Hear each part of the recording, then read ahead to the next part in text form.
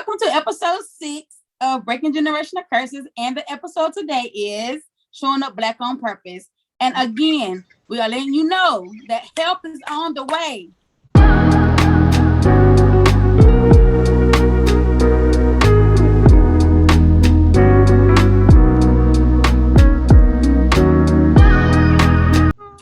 So guys, what does showing up Black on purpose means to those who don't really know what it is? I think it means showing up in your own individuality, because while we all here today on the show, we're all Black, but we all have our own way of, showing up in that, just because of our backgrounds and our history and, the different parts of the world that we've, grew up in. So because I'm from the South and I grew up in the area, I feel like I took those type of, I have those type of memories and rituals and things that I did that may look very different from someone else that looks just like me.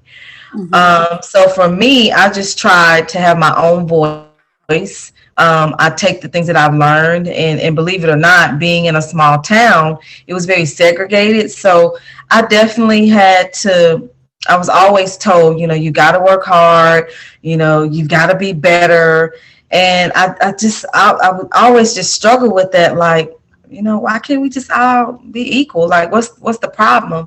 But I learned earlier on that, I needed to always be my best. And even then, sometimes then I was labeled as being too much, too loud, too this or too that. And that was a lot for me. But now that I'm older and I've really taken some time to learn who I am, I'm able to fully embrace it. And I look at it as confidence. If someone tries to tell me, oh, you bossy, I'm like, no, I'm not bossy. I'm confident. And I'm proud in who I am. And yes, I like things to be organized and detailed. And that's just who I am. But I don't look at it as a negative. And I think that when we do embrace who we are and embrace being Black, you have to be proud and you have to know so that you can stand in it and be okay. Mm-hmm. Exactly. Yeah. I like that. Yeah.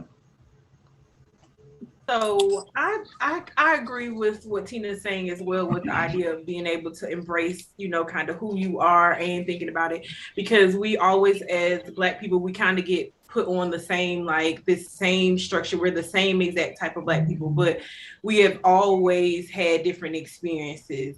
Like we mentioned before, all four of us are presenting Black women, yes, but we all four have had different experiences. You might be able to say, oh, look at them. They come together and they match and they have the same ideas, but we still have had different experiences that have shaped why we show up with the same type of conversation and those type of dialogue. But again, we are able to embrace who each other are differently. We've all grown up a little bit different.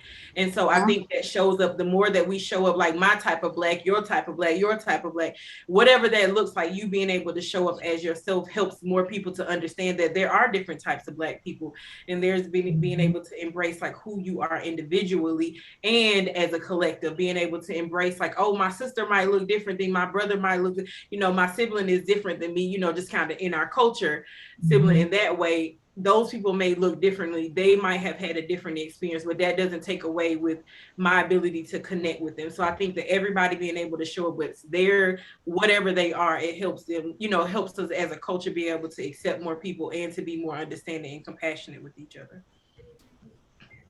Yeah, I agree.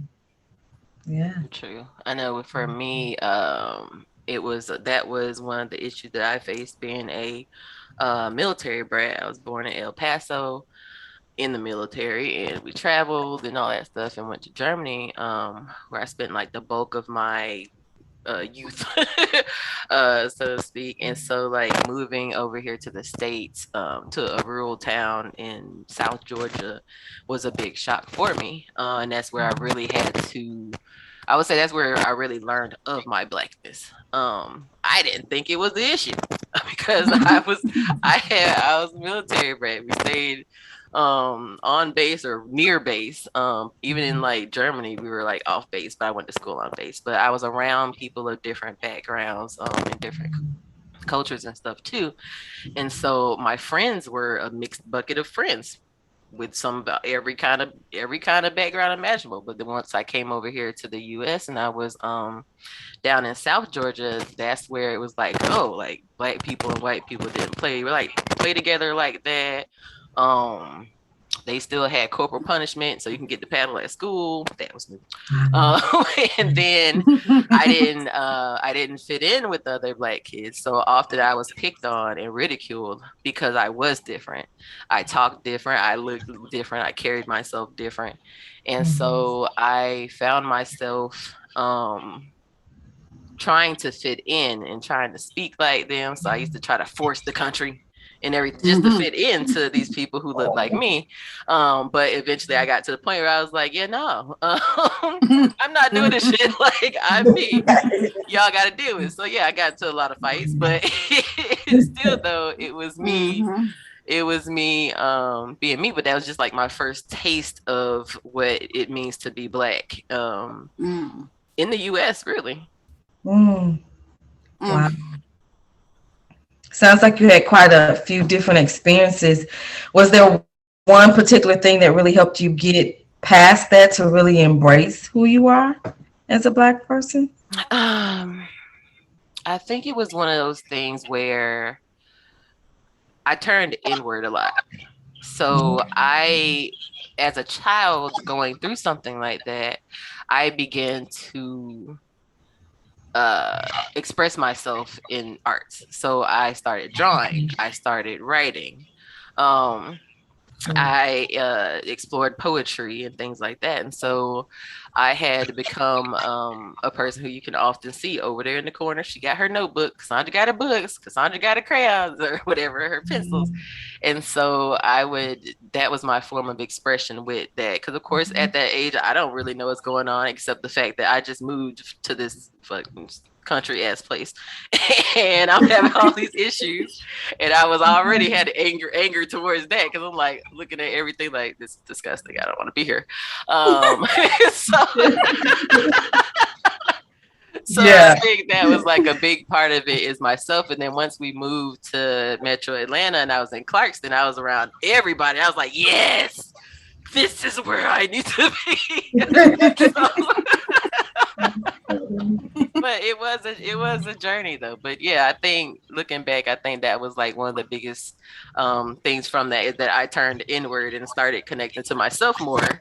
And although that wasn't, intentional, it clearly was, and really helped me to discover more about me, to where I learned my likes and what I like to do, what I like to write about. I just started exploring all kind of stuff. I like that.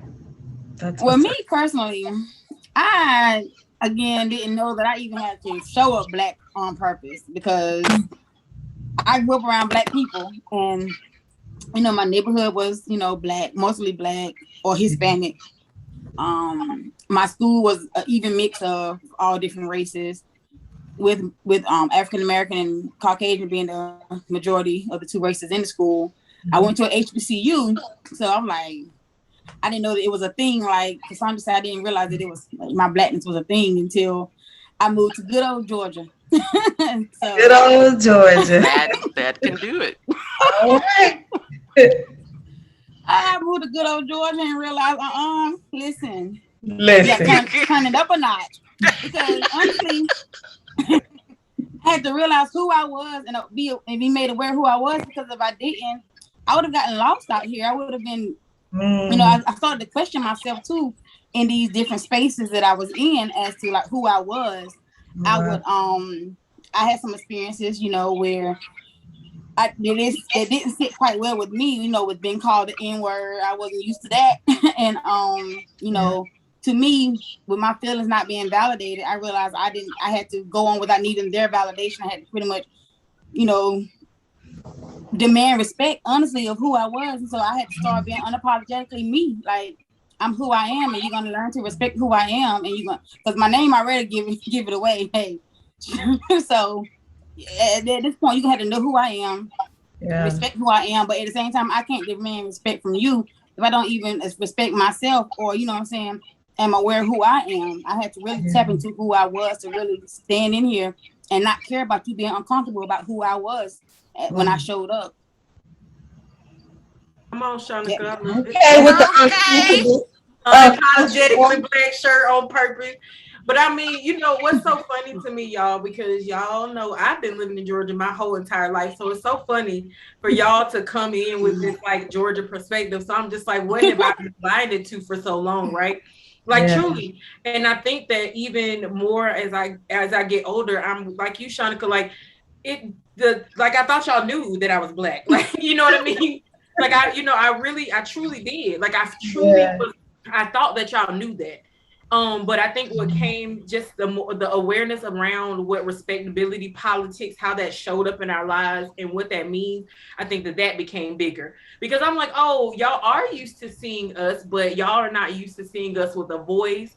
Y'all aren't used to seeing us at this table. You aren't used to me having an opinion. You're not used to me not placating and, you know, trying to be docile. That's what you're not used to. So I do need to show up as me because while I'm playing nice to y'all, I don't need to do that anymore because I see that y'all think I'm dumb.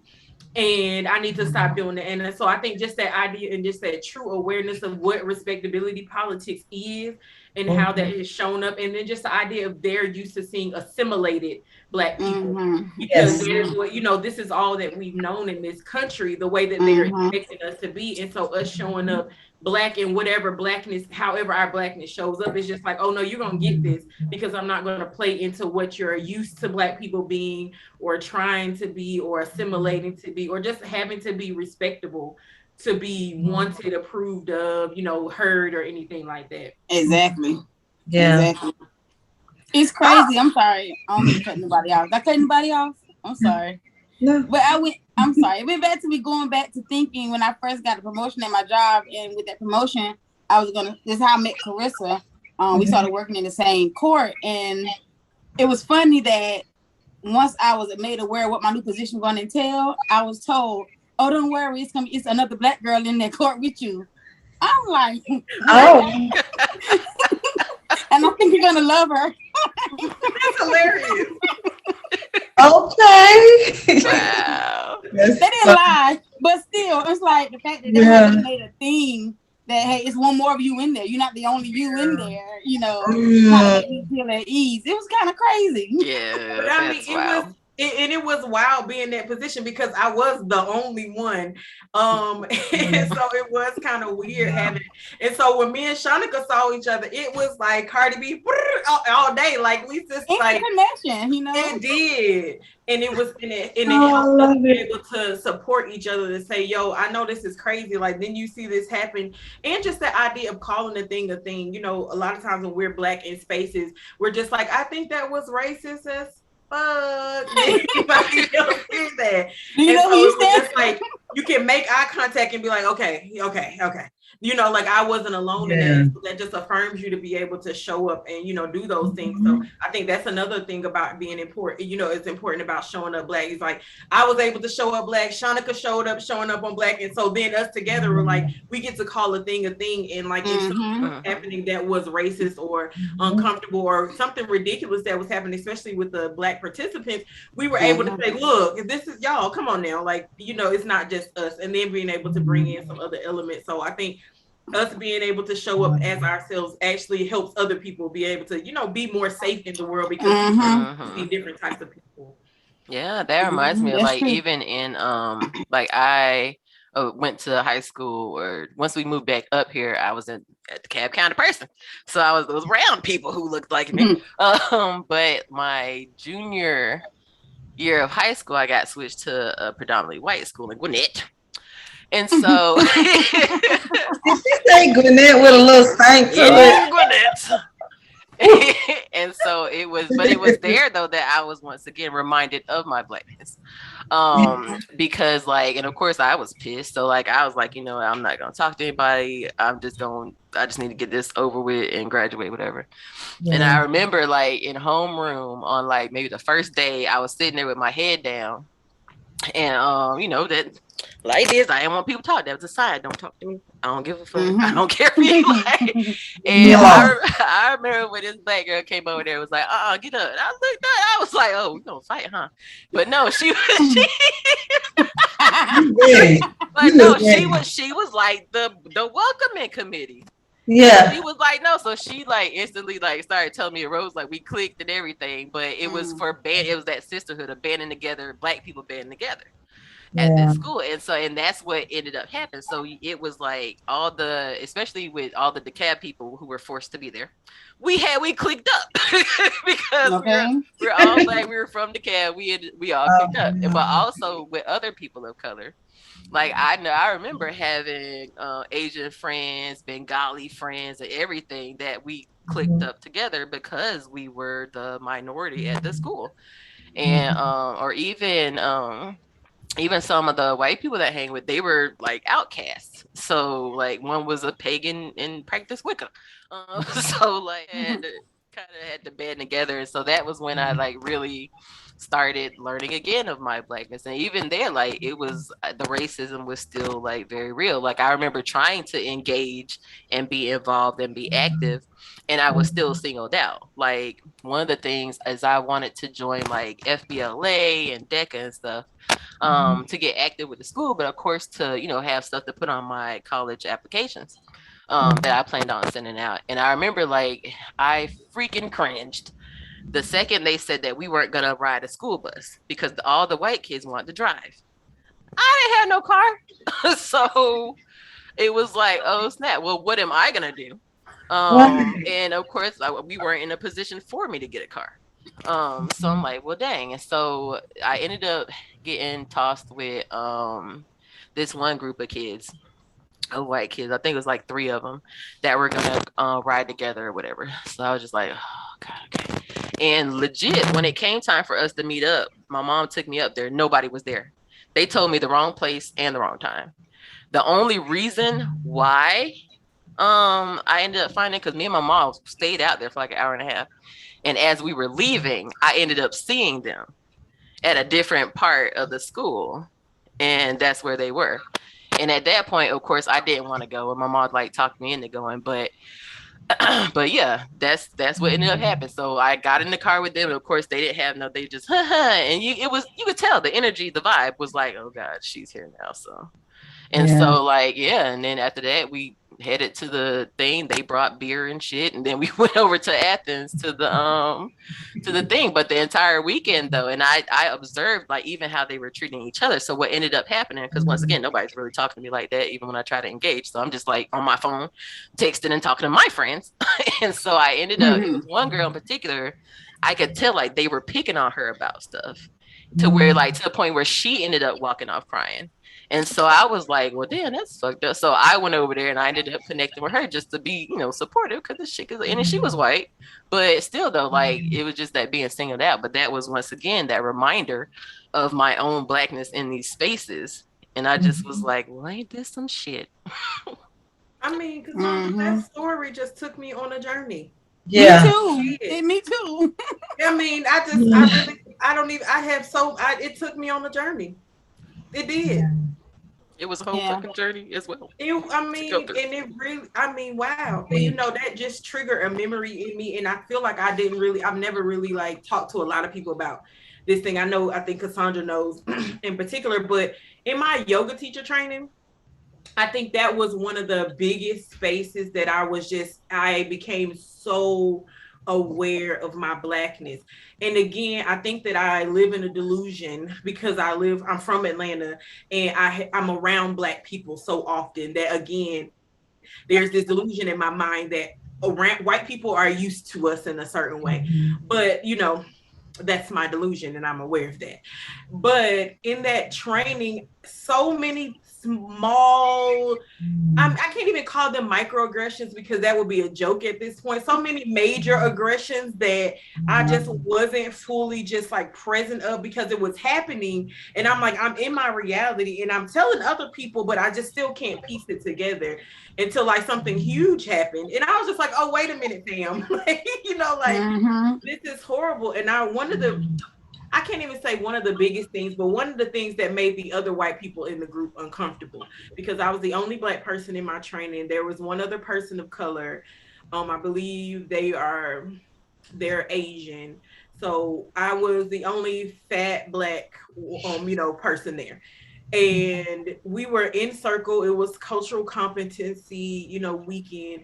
And one of the instructors said something, was talking about us showing up in spaces and what it would look like, mostly as white teachers showing up in spaces where people are marginalized, talking about jails and things like that. And so one of the students asked the question like, oh, well, what is there any type of books that I can read or some literature that I can read so that I can get to know or understand these communities more? And the instructor just looks over at me and was like, Carissa, do you know any books I can read? Do you know? Do you know? What you mean, Carissa, do you know? And I am again, we're all yoga and we're all one. And I'm just like, I don't read about how white people can become more comfortable with black people. So I don't have one suggestion. Like not a one. Not a one. Even give Not a me one. a Google sentence for it. And so it just threw me so deeply. And I just was like, no. It just no. like, no. And I don't even think even in that moment as it was happening, my brain was fully processing it because again, I'm on like a defense at this point because I'm like, oh, I need to pay attention to what's going on, right? So I'm more like, no. And then somebody who was like a women's study major who had studied stuff kind of chimed in and gave them tips. And then like after everyone was like, oh my God, Carissa, are you okay? That was so uncomfortable. That was weird. And I was like, y'all do know that I know that I'm black. Like I said it, I was like, I'm a black woman every single day. Like I didn't know that we were all trying to like dance around it. Because I'm black. Right. I wake up like this. I was born like this. Like, I'm regular black. I don't know what that means. That's what I say to folks. Like I just say, people try to put a little sauce on it, baby. I'm not exotic. I was born in Grady Hospital. I'm just regular black. Like you can't sprinkle nothing on this. This is just regular Grady baby in DeKalb County. I'm just here. No sprinkles. She said no sprinkles. Look, I don't. You can't make me nothing else. So there was a confusion to me in that moment. Like, did y'all not think I knew that I was black? Like I already knew. Like I was a full aware. I thought we all knew that. I didn't know that it was deemed to be uncomfortable. I mean, like for years, like people brought it up to me. Like, do you remember that time? It was so uncomfortable. Like, oh, was this y'all first racial discomfort? And so it just made me be more mindful of just again the idea. Like I know that I'm showing up black, and obviously this is maybe people's first experience with whatever version of black I am. Like, I don't know, I don't know what version of black I am on the list of blackness in their world, but obviously there was some confusion about me not knowing that I was black. Like, I understand I'm in this white space, but I also wanted this particular training in this particular way, but it's not, there's not a confusion about my black. Yeah. So that was a really big, like, moment for me to be like, I thought I was showing up black. Where were they in that confusion? So that was interesting. Wow. It really just made me think about that heavy when you brought that up, Cassandra. Yeah, that was deep. That's deep. Yeah. And one thing I regret about when it comes to showing up blackness is that I didn't do it sooner, or that I didn't acknowledge it a little bit quicker. Because when I was in high school, again, like I said, I mean, I felt like my presence was known. But when listening to Cassandra, it was like, you can think back to certain situations where, like, dang, yeah, like, you really trying to play me. Like, you thought it was a game type thing. And it takes me back to when I'm a first generation, college student, graduated from university. No one in my family has prior to me. And it was crazy that my guidance counselor was a white male who suggested that I go to a tech. Now, there's nothing wrong with a 2-year university. Nothing wrong with none of that. But that wasn't the goal I told you I had. Right. Like, you told me that I feel like you'd be better off going to a community college first and possibly transferring. Like, no. It's like he just took it upon himself to not even guide me as he was supposed to. It felt like he just didn't have any kind of faith in me. And it's like, if I had known who I was before, I could have demanded, like, no, you're gonna sit here, you're gonna listen to me, you're gonna take your time with me, and you're gonna, help me along the way. But it wasn't until now I realized he really didn't he didn't care where I went. As long as I got out of his office and out of his face, but it was just that was just a thought I had, like how they didn't really push for us in the schools to go further than the high school diploma. Yeah. I Right. think you made me think of how I was checked or tried to be challenged as a parent, as a black parent being in Gwinnett County. Because I don't know what people are used to out here in these streets, but I come from a community where they cared about their kids and they showed up at the PTA and they showed up in the community and they cared about what we did and didn't do, and they were checking on those things. And I can remember when my oldest was old enough, to go to school, and a couple years into elementary, he even before he got an IEP, we would show up at all the meetings, and I would have my binder and stuff, and I can just remember the white people looking at me and going, "Oh my God, you're really organized." And I was like, "Did you expect something different?" And I said it out loud. "Did you expect something different?" Mhm. They're like, "Well, I said, because this is a norm for me. I keep up with my child's, education, and I'm going to ask you questions, and we're going to show up." "Well, I mean, I said, "No, I don't know what you mean. Mm-mm. What are you implying? Because heaven forbid has she said, well, we're just not used to black." Like, the look on her face, that's what she wants to say. But she's just like, "Oh, I mean, we're just," and no matter, I mean, my kids, they've always been in Gwinnett, but I'm telling you, I can show up years later with the same binder and get the same response. And they're just like, "Oh." And I just started to think, like, well, am I doing something wrong? Like, I mean, it started to make me question myself as a parent. And then after, a couple times of that, I just walked in the room, demanding the room. Okay, Mhm. no, this is what this is going to be, and that's it. And people started to get very accustomed to that, and they were like, "Look, Miss Cook is not the one. She will tear this school up over her kids. So, you Mhm. know, and she gonna tell you with that binder, because that binder is her little Bible. So y'all might want to pay attention." And I Mhm. mean, I would take notes. I would be taking more notes than the teachers, okay? And I would have my list of questions, and you could just see the looks on their face. They were just like, "Oh, we didn't expect this." And I would ask them, "So what did you expect?" Mm. And the room would get all Uh-huh. uncomfortable, like, "Ooh, what did you Mm. expect?" I think Exactly. that idea of just again showing up for real, because there is this expectation of us to be docile. And Right. again, it's like, I think that we move in spaces where there is some level of like mediocre amount of respect. They got to put a little respect on Mm-hmm. our name. So we Mm-hmm. like we do move in spaces like that. And so we don't currently work anywhere where we're just like, oh, they just completely just dog out degrading us today, like Mhm. like at the moment, just like really Yeah. putting our foot. But again, we've been in those spaces, and you can Mm-hmm. tell the difference where people. I think we even Yeah. talked about that last week with Dr. Roach, of like depending on how you show up with people. Like she mentioned, Mm-hmm. like if they don't know she's a doctor, she'll show up in her sweatpants, and she might get a different response of that. So again, Yeah. showing people like I don't have to be respectable all the time. My Mhm. ancestors may have had to show up in I'm their human. Cadillacs, and and have on their Sunday best every day to demand respect. But guess what? They were Right. still murdered in the streets. So I'm gonna show up with however I'm wearing, whatever I got on, whatever, and Mm-hmm. be myself, because you need to see that there are black people who do this, look like this, that are fine. Mhm. I don't have to have, a little bitty like short bob and a big No. Mhm. wig for you to be Right. able to take me serious. You can take me Exactly. serious however I show up, because that doesn't take away how I look to you, and because I don't present like an old white man doesn't take Right. away from it. You know what I mean? It's not gonna make me an imposter. So I think again, like Shanika even mentioned, like us showing up black and being ourselves, especially in these corporate spaces and just any Mm-hmm. space. Like I mean, even at the Walmart, whatever it is, like it shows people that there are different types of black people. We exist in Yes. different ways, and especially in these corporate spaces, when we are, just awarded the opportunity to be able to show up.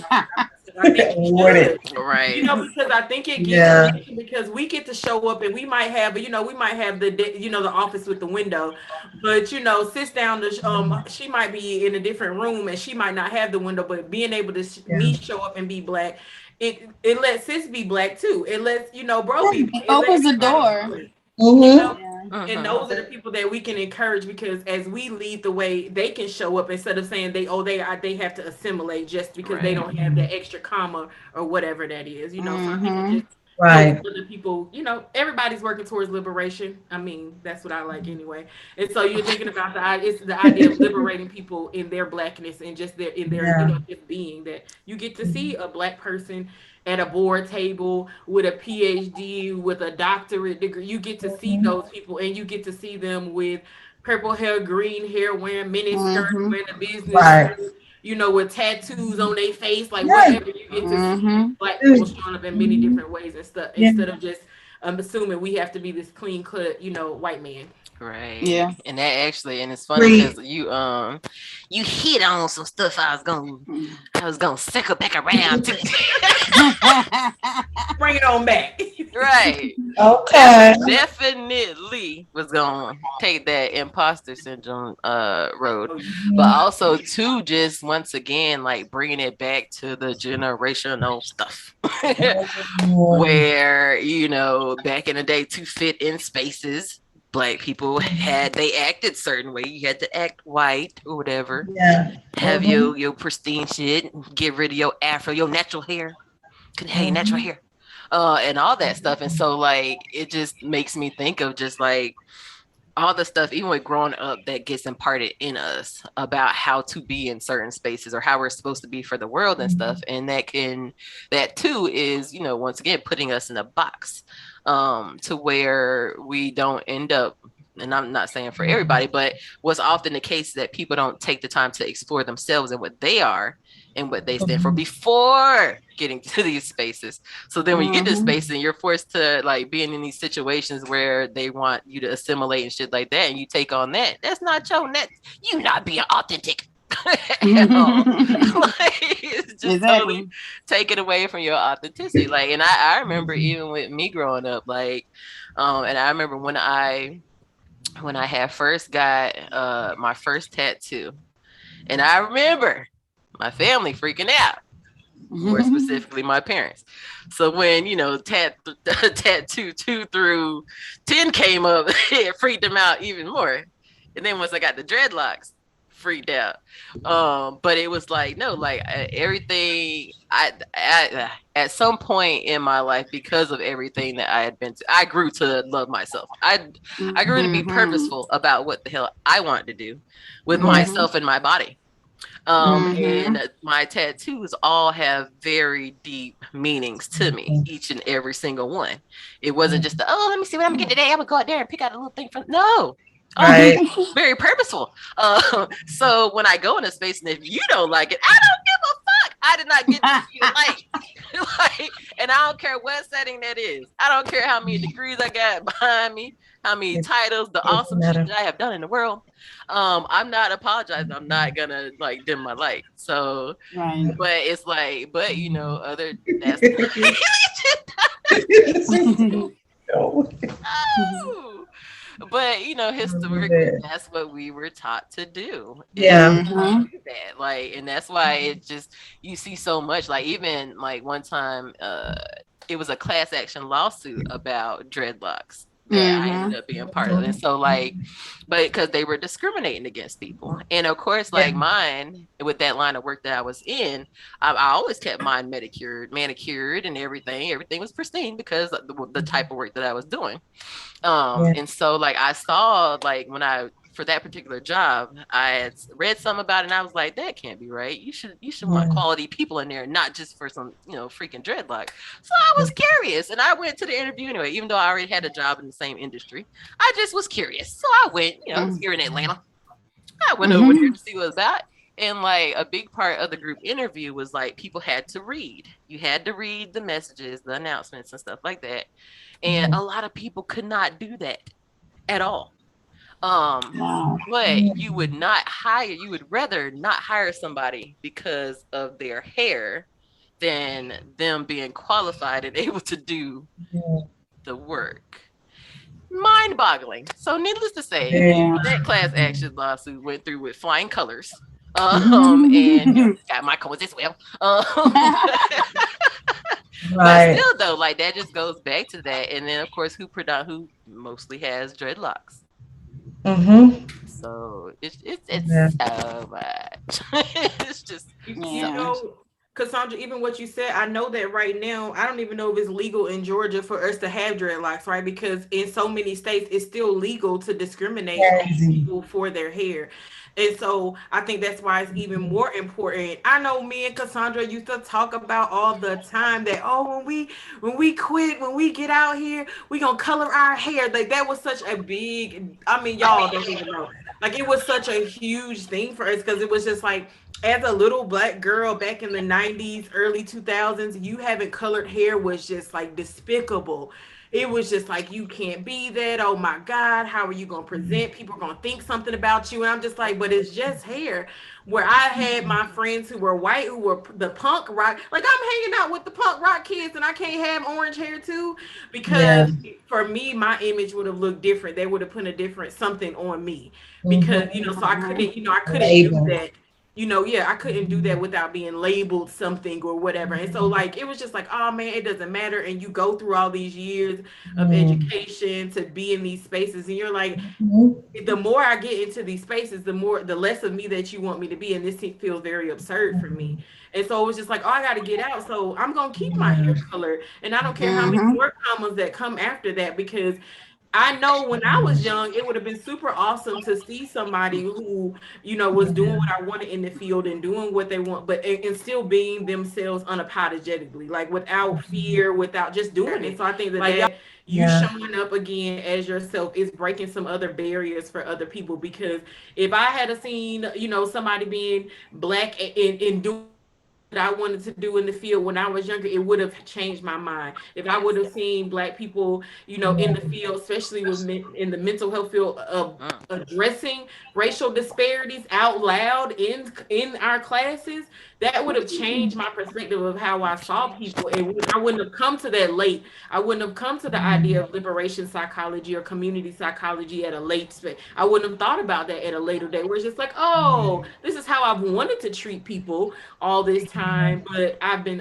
learning it from a different framework. So us being able to show up black and not like secretly black or just the black club, I think that it helps other people get more free so they can show up as themselves. And then I think that's where the healing comes in for our generations, is because we're getting to show up without this assimilation. We're getting to show up without this Mm-hmm. mask, this Being white mask. unapologetically black. Yeah, Yeah. just get in. Like Shanica's shirt was so Yeah. appropriate today. Like that's It what I we was. love it. Yes. like. I love it. Mhm. I can remember growing up when you guys kind of brought that loop back around to generational trauma and, breaking those curses. And even though I grew up in a predominantly black community that was highly segregated, I can remember even my grandparents saying, you know, just don't cause a lot of fuss. And I used to always be like, what's that about? Don't cause a lot of fuss. And I can just remember as I got older, they would just, it's like just mind your manners and just this over here, and that way it won't be so much attention brought to you, and you don't ever want to say too much because then you're going to be a target. And I kind of thought about what Shanika was saying earlier. I think for a long time, I was that timid, quiet person and didn't really speak up. But boy, like when I found my voice, it was like roaring, and people were intimidated and was like, oh, she angry. No, I'm Mm-hmm. not angry. I just want y'all to hear my ass loud and clear. Mm-hmm. And like, Mm-hmm. but it's just like, no, just go sit in the corner and be quiet, look the part. And Mm-hmm. people would quickly, especially once I became a leader, people was like, oh, that one right there, she's straight gangster. She plays no games. And they, it didn't matter about what the space was. I was true to who I was. I was professional and I handled my business. But yeah, I was for justice and for all every day. Mm-hmm. Um, And I love it. okay, exactly. And it's how it was too, like you said, like growing up. Where I grew up, like even I think this year or maybe last year, I don't know if I sent y'all a picture or not, but there was someone in my old neighborhood and their truck had a noose already still hanging from their truck from the rear mirror. There was a noose hanging from there. I recall going down the street, driving down the street with my grandma and seeing a cross burning during the day. I'd be like, Grandma, you see that? And so she was always timid too. She would be like, no, don't do this, don't do that. I don't know if she was joking or not, but she would be like, I ain't got time for them people to be in my yard burning no crosses. So often growing up, I would be like, yeah, let me kind of calm down or whatever. But I know one time I was talking to my grandma and I was getting angry with someone in the line that wasn't black or whatever. I mean, not that that's important, but I was just getting angry. There's a bunch of people in there and I was getting loud. And my grandma said, don't you do that. I'm like, do you know who I am? And so it was at that point I realized when I said, do you know who I am? That's what I said every time. Then, do y'all know who I am? I'm not backing down if I feel like something is wrong or I'm being done wrong. Do you know who I am? And then I think my brother was joking with me. He was like, but do you know who you are? And I was like, oh, okay.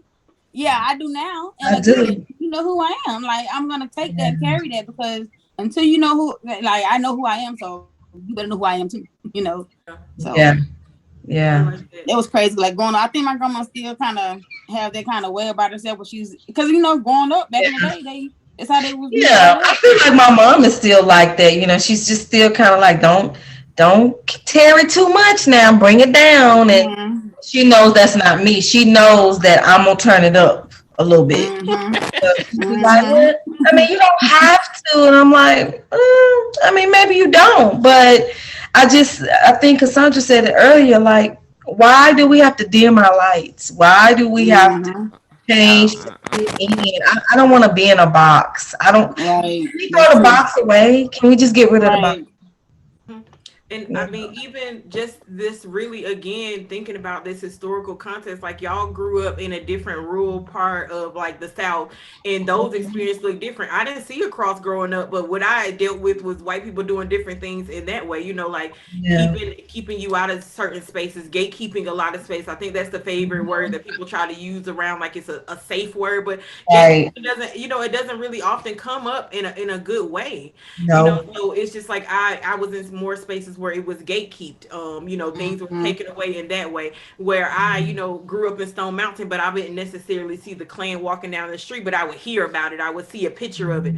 So there was still an awareness of that and a knowing of those type of things. And then just the idea of like still trying to operate and show up black in spaces with this knowing that this terror, literally this terrorism, these terrorists are moving around you and existing around you, and knowing that it's not really, you know, there is a difference from when our parents grew up or even just like where we moved from, because it's still happening. You know, we know that it's still happening and we still live with that in that awareness, but also knowing that if I live in fear, is it going to keep me much more safe than if I show up and go ahead and be myself?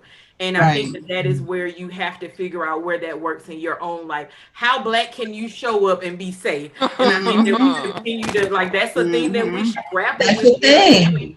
Because after the code switching shows up, if I'm in a certain space, I might be able to show up my full black self. And then I might be somewhere on a different side of town and the sun might be down. And I might just be like, oh, I'm about to sit to myself. I'm going to be quiet, or I'm not going to engage anybody. And I think that's as we're showing up black, we have to take into account that, you know, some people, we are in spaces where we can show up a little bit more safe, but certain times, and I mean, literally we could go down the street. Like, I don't think about if we're traveling, what we Google or what's on the way, because we know if something happens, am I going to be able to be black in this area?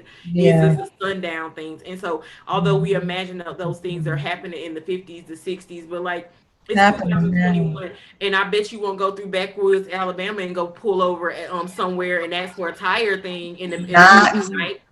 Not if I'm running down the street in an emergency in some backwoods area in Atlanta, and is somebody going to open the door because I'm black? You know what I mean? And so, showing up black and, you know, in safe spaces allows us to be safe in more spaces, because then people are used to seeing black people do different things as well. I think, you know, it saves more lives the more we show up as ourselves, because, you know, they're only used to seeing whatever this little version of us that's on TV or on the news. And, you know, if we watch the news about ourselves, I'd be scared of us too.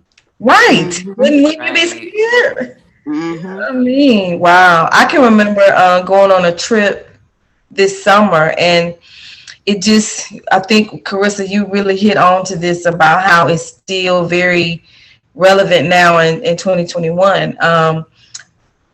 Jonathan needs to go to the restroom. So I have particular places, like you said, that I like to stop at that I know are safe. But he really needs to go. So I said, well, we'll just take a quick little detour. I see on GPS, where there's a one that's nearby. So when we're getting ready to pull up, this 13-year-old child goes, mm-mm. And I said, what do you mean? He said, mm-mm. This is not a safe one. This don't look good. Now he's 13. Mm-hmm. He's lived all his life in Georgia, in Gwinnett County. He doesn't really know anything different. But he black, and he know, this don't look right. I said, you sure? I said, you said it was an emergency.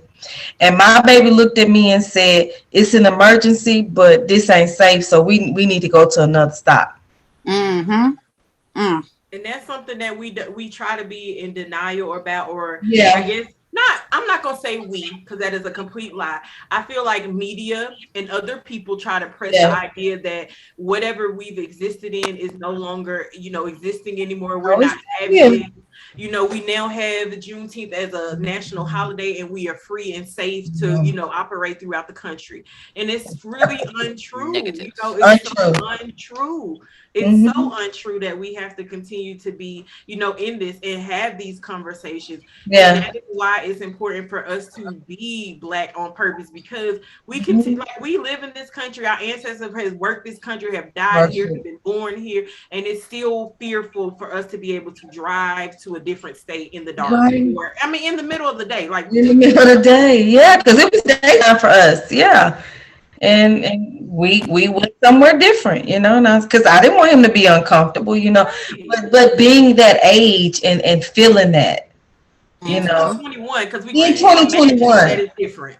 Right. We keep imagining that is different, but your son at 13 has the same fear that somebody who would have been 13 in 1952 and been Black would have had. And what is the difference? What is the difference? And so we keep trying to pretend. Shauna, you look like you was about to say something. I saw that look. It's just a Juneteenth holiday through me. Yeah. I've been celebrating. I didn't need you to validate my day. Like, I've been doing this. Didn't need validation, boo. I think I need you to speak. Right. I need to speak on what really matters with these, folks out here killing us unjustly. Yeah. Speak on that. Like, they ain't gonna pacify, what's really going on out here. Like, we've been celebrating Juneteenth every year. And I think that's why it's just like the idea of just trying to keep the delusion of like, oh, y'all been free since 1865, and there should be this. And like now in the world, again, even just us having this conversation out loud, these are the kind of conversations that Black people had to the side secretly, because we're like, I'm scared somebody's gonna harm me. Like if I say this out loud, I'm gonna be harmed. Even I'm sure some of the conversations that we've had definitely on this video call already, but in the past, I know that it makes other people uncomfortable. I know that people are like, oh, they shouldn't be saying that, because I know that when I wasn't in a space, sometimes it's scary when other Black people start saying stuff, because you're like, oh Lord, like you said that out loud. But I think that people need to do it. That's the only way that we're gonna really call a thing, instead of just operating in these spaces and being in fear, like, oh, they're gonna think something negative about me, or if I show up too free, what's gonna happen? Then you're gonna be free, baby. You're gonna free. Free. Exactly. Like, be free. Yeah. If my life experiences make you uncomfortable, imagine how it made me feel being directly affected by it. Ooh, that's a whole word. Refine. Slow. That part. If my experience is like, for real, if it made you uncomfortable, imagine how it made me feel being directly affected by it. Like, dang, that's deep, sis. Woo! I think that people, again, we operate in these little bubbles where we're just really not taking to that other person in consideration. Like, what does it really look like for a Black person to have existed in this country all these years for real, and For we real. assimilate and pretend that this stuff didn't happen to us, or that it didn't affect us, or that this trauma wasn't passed down generationally, and that people were set up in these, hopeless situations where they can't succeed or be able to see themselves out of it, or even the idea of when we want to get education, people downplaying it. Everybody, all you needed was a bachelor's degree at first. Now everybody's getting a bachelor's degree, so now you need a PhD to be able to show up at the table. We are doing so much to try to pretend that we have not been traumatized, instead of just looking directly in and said, this shit was traumatizing. Let's figure out how to heal from it and figure it out. And I think, again, these conversations are where it comes, because something needs to spark in us to remember, like, oh, something is fucked up. Something fucked up did happen to us. We can stop being fearful. We can stop trying to not call a thing the thing. We can stop internalizing this fear and this worry, because it's not just coming from us. It's not this weird fear that we're just anxious about. It's passed along. There's systems in place. These things are bringing fear to us. It brings hopelessness to us. And we don't have to just pretend that we got to fix ourselves. It's not just us. There's things around us that are happening, and we got to step out of that, and we got to show up Black, because that is how we, show up out of that facade. Like, I got to be me. And then the more I'm me, the more I get to see what is trying to keep me from being happy and whole. And, you move yourself towards your liberation, if that's what you want to do. I personally like to move towards my liberation, many things. Me too. Just doggone saying. And that spurs too. Once again, just bring it on back. So we go mention imposter syndrome. Yes, that's a big thing. Come on. Imposter syndrome. Let's add a screen. Imposter syndrome. So, of course, if y'all don't know, so imposter syndrome involves feelings of self-doubt and personal incompetence that persist despite your education, experience, or accomplishments. The word. And when that shows up, because you in this spaces, and when you start asking, what am I doing here? I don't belong here. I'm a fraud. Thinking that you're unworthy of what other people have. That's that. And you really have to check that. And it happens in so many different freaking spaces. But once again, it's all about that perception. And of course, that perception, that imposter syndrome, it started somewhere. Like, it was fed, it was nurtured. And because historically, we weren't allowed to be in a whole lot of spaces. Let's be for real. At one point, just for a Black person to read, that was a crime. It was a crime. Beat, girl. We go to school. We all be beat right now, okay? Beat. Right tongue. Beat. And then some. And then so even now, just being in these different roles, in these different spaces, like that trauma, the imposter syndrome, it lingers on, and it's one of those things that a lot of people don't understand. It don't have the words to even call it out. But that's when you're in those spaces and you're like, oh, maybe I'm not smart enough, or maybe I shouldn't have did this, or maybe I don't think I have what it takes to be around these people. I don't think I need to do that. Or even when it comes to like opportunities that you can pursue, like you can go to school. Don't sit there and say that you can't get a degree. Oh, I'm not that smart. Oh, I'm not that. If you want to do the shit, you can do it. Yes. I'm just saying, like, but what a word.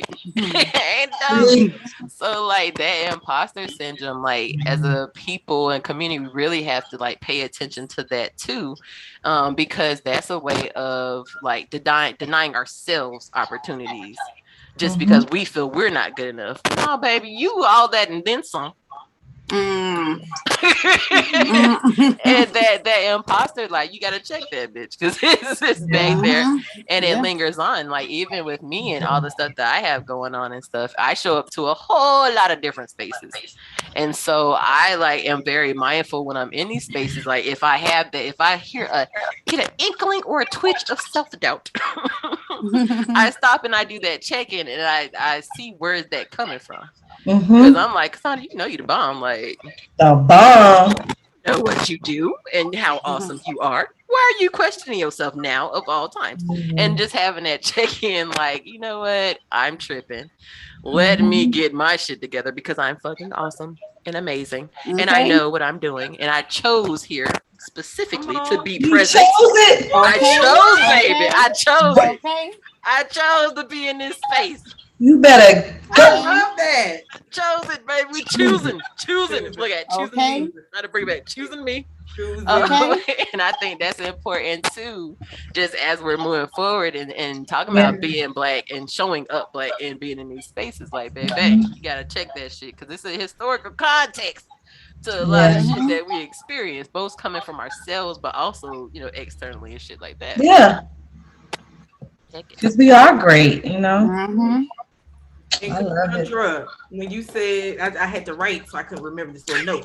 So when you said, you know, about us showing up in these spaces, I know that this is probably inappropriate, but this is what I do to combat my, you know, my imposter syndrome when it shows up. I have to pause in my thing. I'll go, Carissa, you're not an old white man, so you're not going to show up in this space acting like them. Carissa, you're not an old white man. It's no way that you can show up being that person. You're not an old white man. And so no matter how I show up to the space, even if I pretend and try to assimilate, I'm still not an old white man. I can't do that. And so if I show up inauthentic, that's when I'm nervous. If I show up inauthentic, that's when I'm fearful. That's when I don't know what I'm saying. That's when I'm scared.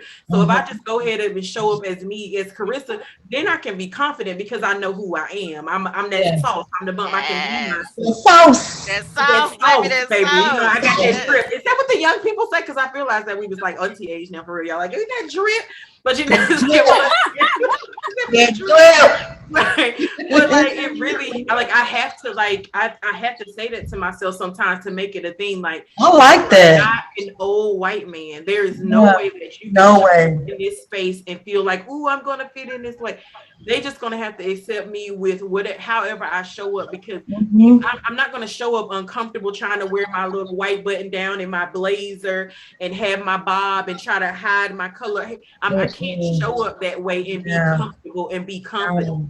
So I might as well show up as me and then represent as me. And then I don't have to be an imposter because I am being me. I'm never going to be them. So there's no need to be an imposter in that situation. Okay. So that's what kind of helps me bring that. I like that. And then Cassandra, when you mentioned that you chose those spaces, sis, come on. I like that because I remember when I was just interviewing for school, I was shook in the inside, right? When I found the school, it took me several months to go ahead and get my life together. But when I was interviewing, I remember beforehand, I had gotten this kind of anxiety, like, oh, you know, what do I need to say? Like, I need to prove that I'm worthy to be here, and I need to prove that I had this. And man, let me tell you, I got on that interview, and I feel like the lady was trying to prove that I should come to the school, and I was like, okay. And it really, I remember like texting after and being like, y'all, she just kept telling me what she seen on my statement. It's like, because it's the space that I chose to come to that space. When I Googled and I saw this school and I read what they were about, like, oh, that is my chosen space. That is my chosen community. And said that, Cassandra, it just took me back. Yourself actually pays off if you get to being your authentic self. I love it. Look at the precious lambs out here choosing. What do y'all think are some tips that people can do to help themselves feel comfortable showing up? Like, I know I mentioned my biggest thing for me to do is to show up literally thinking like I'm not an old white man, so there's no way I can show up in that space. So I think that is a huge thing for me that really just kind of zaps me out because, you know, I'm a visual person. So I'm like, I literally can't show up looking like George Washington. So let me just be Carissa. And that kind of helps me show up in that space. You just sometimes you need to use your imagination for something random. So I think that helps me really think about showing up Black on purpose. It's like I can't be George Washington. And so what are y'all think are some things that people can kind of do to help them? Something just came to my mind as you were talking. Say it, girl, say it. Because, you know, I don't know about you guys, but I kind of come from the family and community that would always tell me, they always gave me this illusion that I had to kind of struggle or have this hardship or strife in order to be black and be great and successful. So I want to tell people, be you, and you find your ease and flow in being you. You don't have to struggle to be black. We can be ease and flow. We can be lovely people without that struggle. We don't struggling and black. Can we get rid of that? Just saying. Can we just get rid of the struggle and the black? Can we take those two words and separate them? Mm-hmm. And can we bring ease and flow, being black and successful? Come on. Hey, okay. I I'm like here it. for it. I love it. I tell my boys that all the time. Y'all ain't got to struggle. Who told y'all that? Lies. You don't have to pay no dues. What you got to pay dues for? Did the ancestors did that, baby? They did that already. I'm just Okay. like, I love that. that's my little 2 cents. Hey, that was more like 20 cents, honey. Can we just get rid of that struggle? It just weights us down as people. Mhm. Can we just get rid of it? I would suggest be confident in who you are, I was thinking, and acknowledge who you are. Like be confident and be aware of who you are. That way you can let them know who you are once you are, confident and have that self-awareness. Yes, I love these. I love these. I love it. Oh, y'all got so much. I think for me, and Tina, this makes me think of something you mentioned, that embracing who I am as a person, as a human in the communities that I serve, because I choose to serve them. Number one, but in that, because I think like often people feel the need to explain their decisions and why they made them and stuff like that, looking for that validation. I have learned the art of not giving a fuck about what people will say, because the things that I do in my life and for my life have nothing to do with you. So I don't care if you approve it or not. And I don't have to tell you about what all I got popping either. Because that's real shit. Because I think you can get really hung up on that, on these others. And of course, everybody got an opinion about something. Yep. And even with a lot of the life decisions and stuff that I make and have made, a lot of people don't understand them. They get anxious and stuff, and like even like, and yeah, I'm gonna call out my family. Like, it always trip me out, because like with my mom and them, some of the stuff that I some of the decisions I make, like if I tell them, they're gonna have anxiety and freak out, and it's like, no, I know what I'm doing. I'm making active decisions. I'm consciously making decisions and dictating what's happening, in my life. You may not understand it, and I'm not going to spend 30 years trying to explain at all. So just trust me, trust and believe in me that I know what I'm doing. And so and it's just one of those things, that's the way that I've taken on to be with people, because just throughout the years and out of everything that I've been through, I started living more for myself in my own decisions and choices, and gaining strength from that, and wisdom as well to impart to others when I can. So yeah, that's my takeaway, is just like embracing yourself and not looking outside for that validation and stuff like that. You don't need it, because trust and believe you have the strengths and the ability to excel at whatever you choose to, regardless of if people got a problem with it or not. Because best believe somebody somewhere is gonna have something to say. They always do, in one way, shape, form, fashion. Your thing, embrace yourself and don't give a fuck about them other people. Okay, because you're not obligated to them. No, but yourself though. Yeah. And at the end of the day, you gotta live your life Yeah. for you. I love that. Whoo, I took all kind of notes. These was some What a tips. word. I mean, for real, I feel like I want to say 75 more things about this because it's like, Do we need you a know, part it just- two? Do we need a part like, two? it does feel like we need to bring back a part 2 on this. Clearly. It does, because I feel like just adding some more on that idea of just really what does embracing yourself really look like? Because I think that we have lived in so many spaces where it's been so fucking fearful and scary to embrace yourself, to embrace your blackness, because you see in certain spaces where it's like, oh, a different kind of black person shows up to the office and you was the only black person and they doing something that's not assimilating, and you start freaking out, you know what I mean? Because how does that look against you? And so I think, just us embracing it, knowing that there's different types of people, you might not like somebody's behavior, but again, we need to step outside of context and be like, is this their first time being in a situation where people are supposed to assimilate? Is this, something new for, or are they like us and now just no longer give a fuck? Like, because it's a difference, because sometimes we might show up in spaces that we don't know what culturally is expected for the thing. Yeah. And sometimes we show up in spaces full well knowing that you want me to act a certain way and I don't give no fucks. And so I mean, if y'all want to, I'm definitely like, when we come back in September, I think that probably like coming back with the second part and thinking about that, because this seems like a big subject to just go. I feel like we're gonna I think so too. I think we should have a part 2 on this, but this is big. Yeah, we're gonna run that part 2 for y'all. We're gonna run part 2 for y'all then. Yes. Decided right here on Air Live. On Air Live. Part 2 coming to you. So, because it just feels like it's so much. It does. That embracing part, yeah. Yeah. Okay. Definitely come back and hit y'all up, and definitely coming with that part 2, because it feels like this is just so much that we want to keep with that conversation. Yeah. And we got some other subjects coming too. They all written down. Don't think we didn't have no idea. We already prepared. We got a calendar. And so that would be dope. So Shanika, take us away for part 1. You guys.